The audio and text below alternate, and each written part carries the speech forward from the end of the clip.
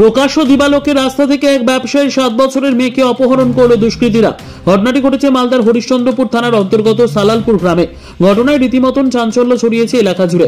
প্রতিবেশীরা জানান, দুই ব্যক্তি মাথায় হেলমেট পরে বাইক নিয়ে এসেছিল এবং কিছুক্ষণ দাঁড়িয়ে থাকার পরই মেয়েটিকে তুলে নিয়ে চম্পট দেয়। ঘটনাস্থলে হরিশ্চন্দ্রপুর থানার বিশাল পুলিশ বাহিনী। ঘটনার পর আতঙ্ক ছড়িয়েছে পুরো এলাকা জুড়ে।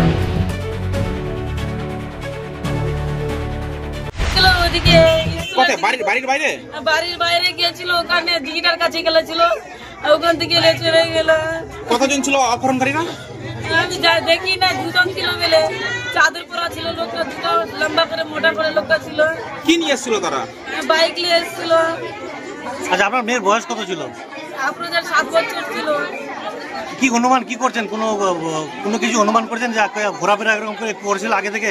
আগে থেকে ঘোরাফেরা করছিল, আজকে নতুন যায়নি, আবার রোজ খেলছিল। আপনার স্বামী কি করে? কোথায় থাকছে আপনার স্বামী? এখানে গ্রামে আছে, ও যায়নি বাইরে। না, এর আগে কি কোনো আমরা হুমকি দিয়েছিল, টাকা পয়সা দাবি করেছিল? না না, কিছু বলেনি। হঠাৎ করে এই সিদ্ধান্ত, তাহলে হঠাৎ করে কেন এই আপনার মেয়েকে অপহরণ করে নিয়ে গেল? আমি জানি না কেন নিয়ে গেছে, ওরা টাকা ধমকি দিবে, ভাই আর কিছু না। আপনার মেয়ে কি পড়াশোনা করতো? হ্যাঁ, পড়াশোনা করতো। কোন স্কুলে? এখানে সানি স্কুলে পড়াশোনা করছিল। কোন ক্লাসে পড়ছে? ইউকেজি পড়ছিল। আর আপনার কোলে কি বাচ্চারা ছিল? না, কোলে ছিল না, এখন খেলতে গেল, খেলতে গেল।